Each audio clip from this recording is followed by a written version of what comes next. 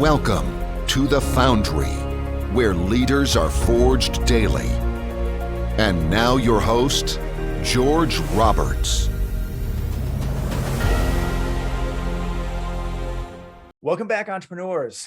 Today we have Corey Chonsky, founder of Fair Winds Capital Investments. Welcome to the show, Corey. Thanks for having me, George. All right. Well, I'm excited to have you on the show, and I know you got a great story to tell. I want to jump right into it. Tell us about how you got your start in real estate. Yeah, so I got started about 10 years ago. I was in the Navy, retired actually just last year after about 23 years of service. And like a lot of active duty Navy personnel or military folks in general, I was stationed out in Washington State, bought a house out there, and then had to move back over to the East Coast. And, you know, a lot of folks, that's how they get this start, is they move away from their primary residence and then they rent it out. And that's kind of how I got started. And then I didn't really get hot and heavy into real estate until I moved to the Hampton Roads area of Norfolk, Virginia, or of Virginia. And that's kind of where I started buying properties outside of just what my primary residence was. So I've been doing very active for about the last 7 years. And a lot of folks, I started out with, you know, single family, moved into small multifamily, and then started buying smaller commercial multifamily on my own. And then, you know, quickly at that point, you realize that you need partners in order to help you take down larger stuff. And that's kind of where I was in 2019 when I started with transitioning from small commercial over to the syndication format. Exciting. So tell us about, how did your investments fare through the pandemic timeframe? Yeah, I mean, some of our properties got hit worse than others. In Virginia here, eventually the state of Virginia set up, you know, rental assistance, but that was still a process. And it was my story is probably a lot like other folks, where you had people that were actually in trouble in regards to, hey, they lost their job, they got locked down. But then you had other folks that were paying the entire time through the pandemic. And then you had those folks who did not struggle due to the pandemic, but they looked at it as an opportunity to not necessarily have to pay rent.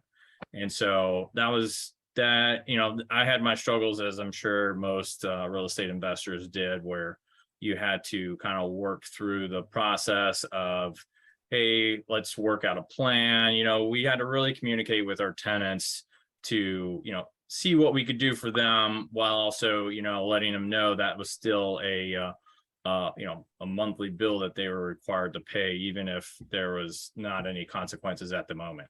So yeah, it was a struggle, as I'm sure a lot of folks had to deal with. But a lot of those properties that we had struggling, we've been able to work through the tenants that were causing problems, and we're in a stronger point than we were back then. But it allowed us to kind of get into the properties and start renovating a lot of stuff that otherwise we still may have tenants that were under market on those units. So Yeah, perfect story. I mean, I think a lot of us have been through it. I mean, still kind of going through it in Kentucky. I know that we're still getting tenants that are saying, can't pay you. How come?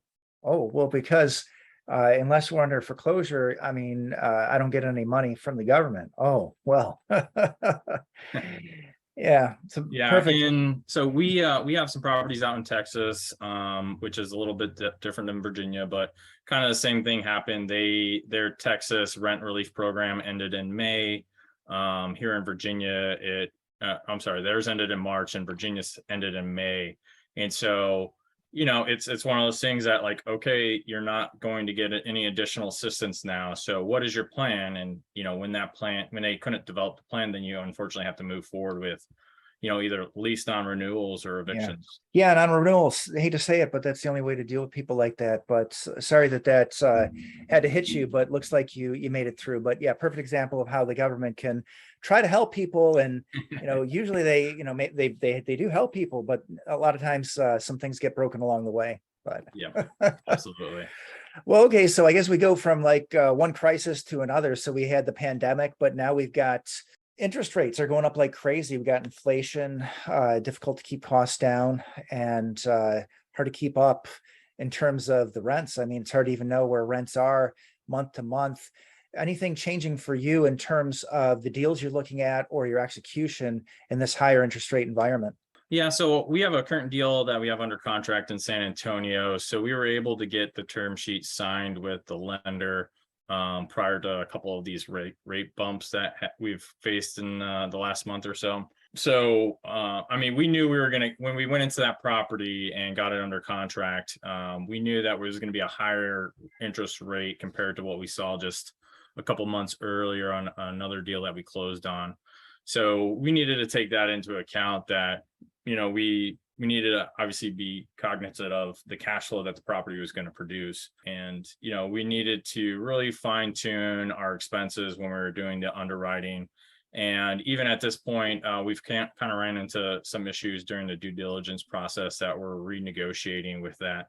And I think that's kind of one of the biggest things you're seeing across the, you know, the industry is folks now are not afraid to go back and try to renegotiate the contracts. You know, that would have been unheard of 6 to 8 months ago, right? Because basically, if you weren't going to buy it at that price, there probably was someone in the, you know, waiting in the wings that was willing to do that. And so you're starting to see it really shift from the sellers to a buyer market. And, you know, we potentially could have a rate increase today or, you know, one in the very near future. Right. And depending on what that is, it's really going to really impact what people are doing. I know some other folks who have basically said, hey, we're going to take our hands off.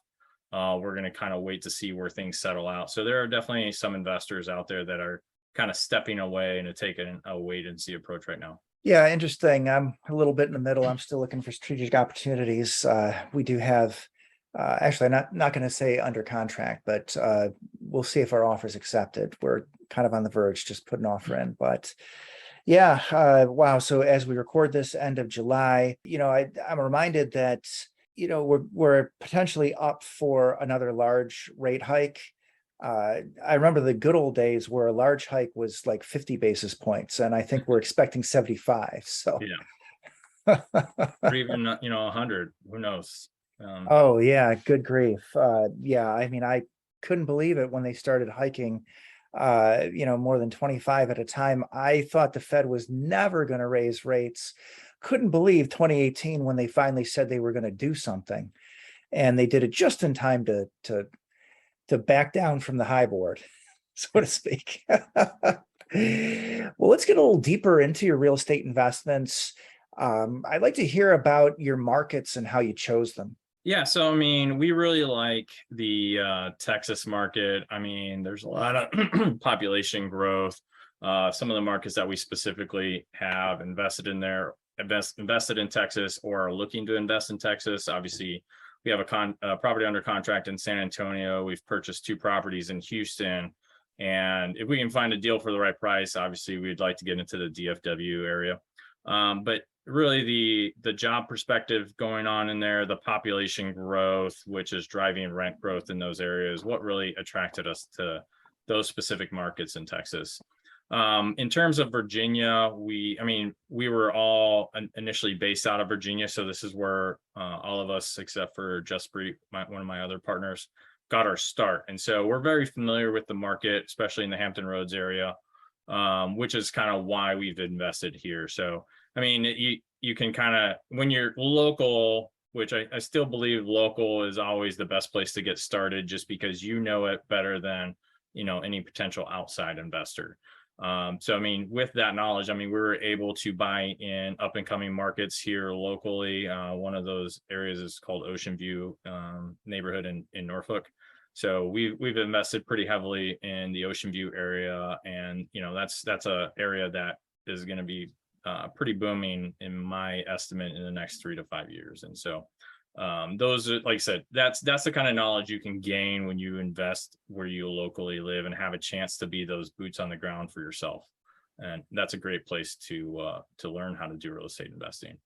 Great stuff. Yeah, and we really like Georgia, more specifically Atlanta, and then Florida. One of my partners has moved down to Florida now, so he's located in Jacksonville market. So I mean, we have a which pretty partner good. Is that, by the way? What's up? Which partner is that who's in Jacksonville now? Jonathan New.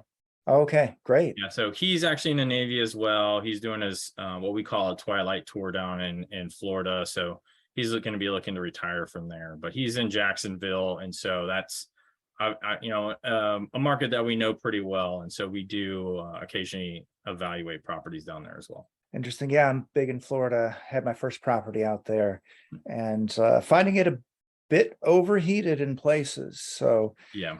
I think I like Jacksonville a little bit better than the South and the middle or central Florida. But yeah, it's definitely an interesting place, and people still moving there. So who knows? Absolutely. There may yet be more runway.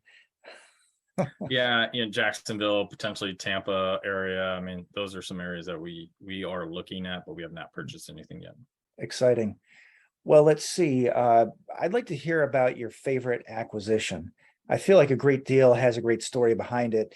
Do you have a favorite acquisition? I would say my latest favorite acquisition is an auction property that we purchased here locally in Chesapeake, Virginia. It's 48 units, and it was very low occupancy when we purchased it. Got it for about $52,000 per unit, and we're putting in about $29,000 per unit.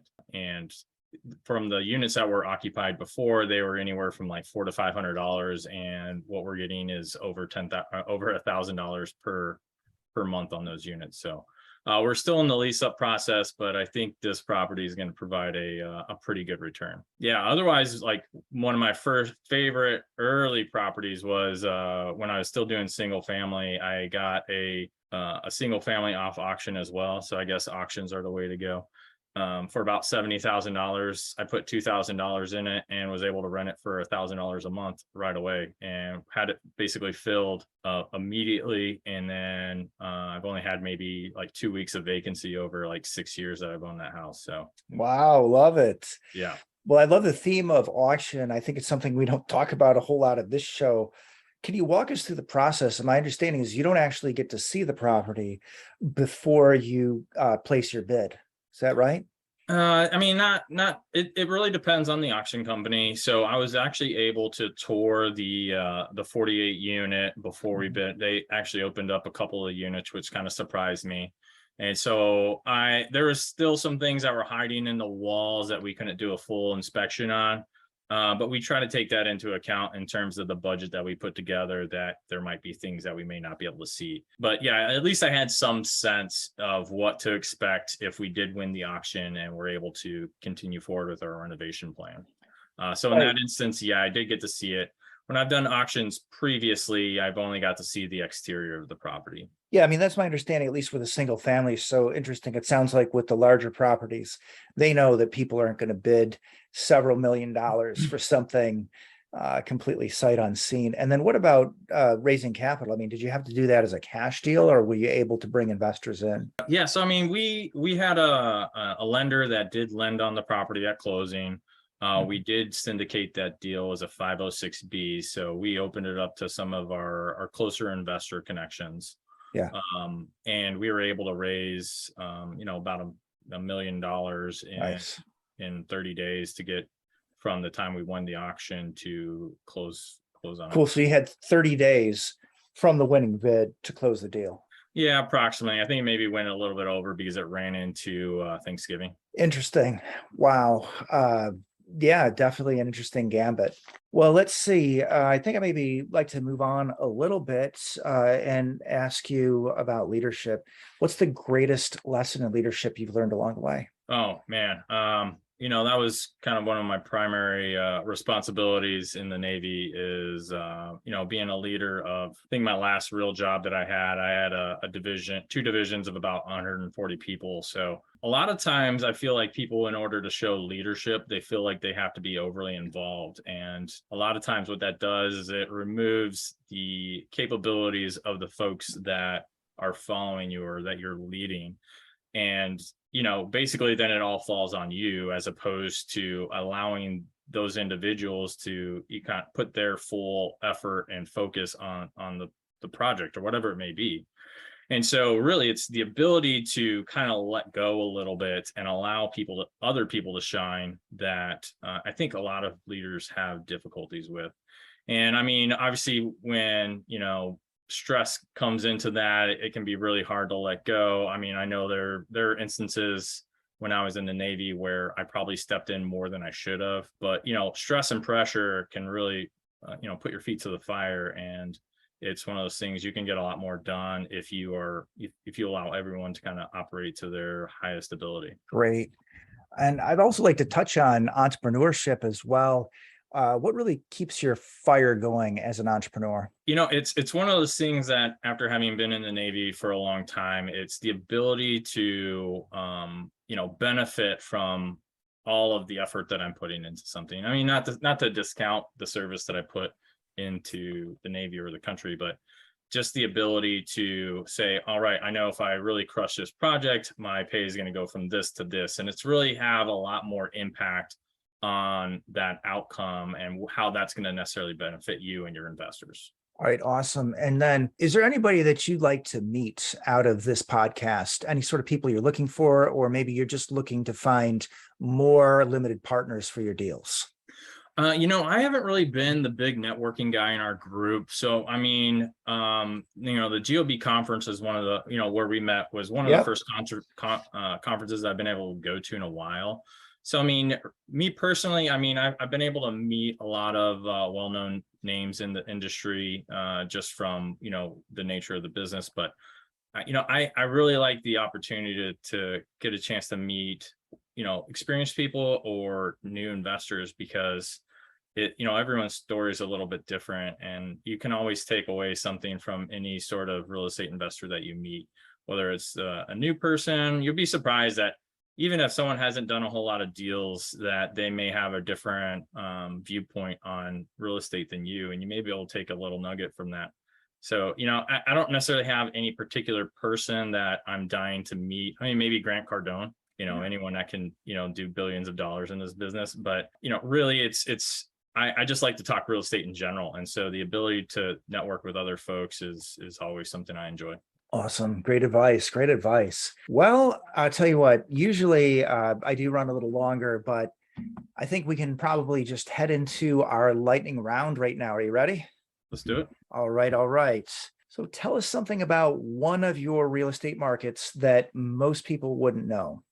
So locally here, Ocean View, a lot of local people know it, but Ocean View is really kind of heading on the path of redevelopment because of some of the issues that folks in Virginia Beach have in terms of the local regulations and policies, have pushed a lot of development into that area of Norfolk because you have, great beaches there, and Norfolk just basically forgot about it for, decades, it seems like. And so that's something that's really starting to develop, and I anticipate it continue along that Ocean View Avenue, which is like a 5-mile stretch or so. So that like I said, that's a area that I'm excited about in Norfolk, and it's just from regulation, city regulations in Virginia Beach that has really pushed development in that direction. What is some advice you would give your younger self? Start earlier. I mean, I kind of kicked myself still when I was in college. I was in the Navy when I was in college, so I was getting a pretty decent paycheck, and I could have bought a house or a duplex quad when I was in my mid-20s.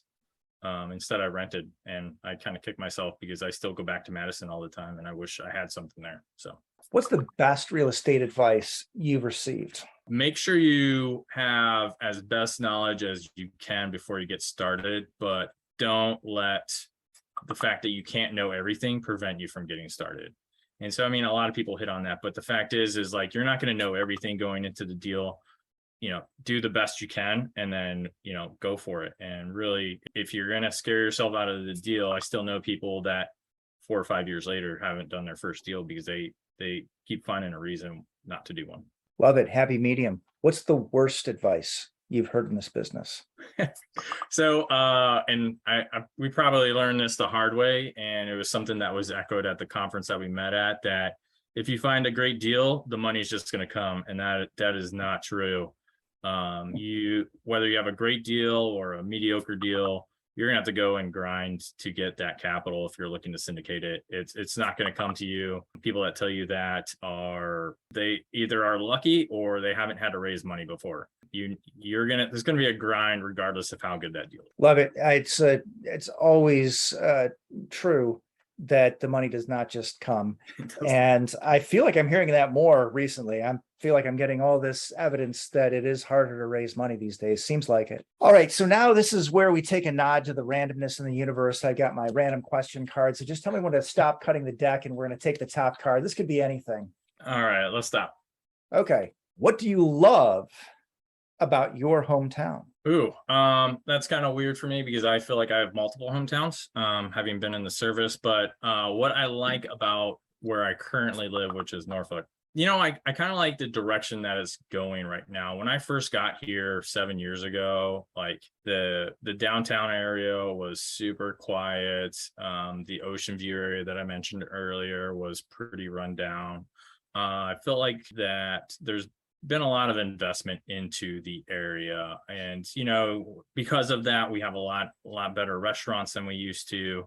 There's more upscale shopping. It's still not as good as some areas that you can find across the country, but considering where it was just a few years ago to where it is now, I really like the direction that it's heading, and it's a lot better than what I initially thought for the first 17 years that I was in the Navy. I was like, absolutely not Norfolk. I'm not going to go there. Don't want to go there. And then when I got here, it kind of surprised me. So great stuff. Name a book that's helped to forge you as a leader and as an entrepreneur, and why? So many. Obviously, I'll say Rich Dad Poor Dad, but I won't go into that one. One of the first ones was Millionaire Real Estate Investor. That was a great book. It's been a while since I read it. Yeah. So where Rich Dad Poor Dad was kind of like a mindset thing, I felt like Millionaire Real Estate Investor actually had some actionable steps to it. And it kind of laid certain things out that, like, hey, you know what? If you buy this house and it cash flows like this, all you got to do that is like this many times and you will be able to be financially free. So I felt like it put certain things in actionable steps more so than some of the other mindset books that I had read when I was first getting started. Yeah, excellent. And I believe I actually saw a seminar on the Millionaire Real Estate Investor. That's the one by Gary Keller. Is that right? Yes. And it was, oh gosh, I can't think of her last name, but it's, now I'm going to butcher this, Wendy. And the last name will come to me in a moment. But yeah, she's super famous here in Michigan. Yeah, I don't think I'm going to be able to find it, but she's amazing.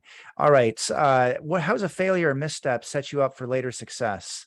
So when I was early in my investing career, I was still not super great at due diligence. And so I've had instances where, I buy a property and I had a certain budget into renovating it. And, certain things I'd all of a sudden get smashed with need a new roof or an HVAC. So it's one of those things that after I kind of failed at that for my first couple of properties, I would incrementally learn in terms of what to look at, but then something else new would pop up. And so I feel like that's something that it can still kind of bite you as you have more experience, but the more effort you put into it, the better off you're going to be. Great. I love it. I do remember we did have a quick chat about keeping your construction costs down. And I think that was one of your key bits of advice was the over budgeting. Yeah. On more specifically, it was the 48 unit one. Yeah. So we definitely went, I don't want to say overboard, but we were very cautious when we were putting that budget together, realizing that there are certain things that would pop up that we couldn't, foresee. And one of those things actually ended up being a foundation issue that had been covered up with like outside paneling. And so we went to renovate that portion of the property, and we were basically going to take all this paneling off the exterior of the building, and we found significant cracking. And so despite that large hit that we had to take in order to do foundation repairs, it did not, it's not going to cause us to go over our exterior, full on renovation plan. So we had more than enough in our contingency to cover that. Yeah, great work on that. You kept your costs down really nicely despite having to go into the walls sometimes. So good work. I know that's not easy. It's very easy to overrun these days. So how about this? Send us out with a quote to help forge our listeners as leaders and entrepreneurs. Ooh, quote. I would say on that note, always expect the unexpected and then plan to cover it. All right, love it. And yeah, I found that name. So it was Wendy Patton. She's amazing if you're out here in Michigan. And we'll just end with, how can our listeners reach out to you? So, I mean, I'm on LinkedIn. We have our own website at fwcinvestments.com. You can reach me at Corey@fwcinvestments.com. We're on Facebook. So, I mean, there's a multitude of different ways that you can get a hold of me. And like I said, I love to talk real estate. So if you guys have any questions or just want to talk real estate, feel free to reach out. Excellent, Corey. What was great to meet you at GOB. Great to talk to you today. Thank you for taking the time to share your knowledge and experience with our listeners. Absolutely. I appreciate it, George.